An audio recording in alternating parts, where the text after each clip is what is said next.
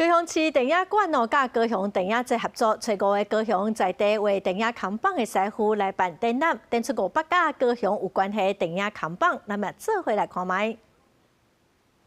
对拍底上色到最后时个，甲以早手画电影看板的灯丝彰显伫大家眼前。高雄电影馆结合今年的电影节举办年度特展，那找来8位高雄在地手画看板艺术翕纪录片，阁有邀请5位画师彰显因的手艺。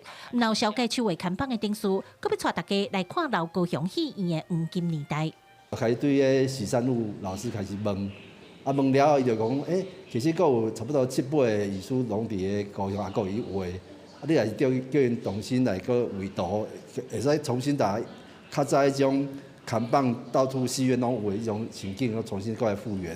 戏院愈来愈少，为电影看棒这个行业也对咧稀微，真侪当初的老艺师拢陆续转图走找新的出路。不过，搁较安怎找，嘛拢是甲画图艺术有关系。今年已经81岁詹清田老师讲，伊15岁学师下，18岁出师开始趁钱，想到以前的日子，无论艰苦还是快乐，即阵想起来拢存怀念。去你台北去迄阵，打去迄阵吼，爱含人参加出去吊砍棒啦、落砍棒啦，半汤西啊个。